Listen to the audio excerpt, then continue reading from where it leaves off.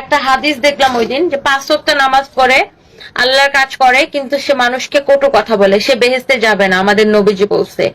আর যে কিনা নামাজ ঠিক মতো পড়ে না কিন্তু কখনো কারো ক্ষতি করে না, কাউকে কটু কথা বলে না, ওই ব্যক্তি বেহেশতে যাবে।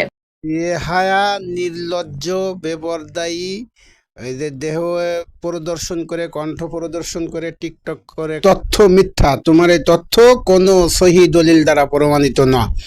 তবে তুমি যেভাবে আসো, তোমার জন্য কিছু সহি দলিল আছে। সেটা হলো বেনামাজির জন্য জাহান্নামে যেতেই হবে।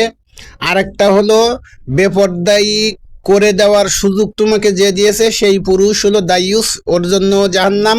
তাহলে তুমি বেপরদায়ী হয়ে তোমার জন্য আরো বড় জাহান্নাম। এরপরে তুমি যে ভুরু তুলছো, ভুরু তোলার ব্যাপারেও দলিল আছে। দলিল হলো তুমি আল্লাহর অভিশপ্ত, নবীর অভিশপ্ত এবং সকল ইমানদার নরনারীর অভিশপ্ত।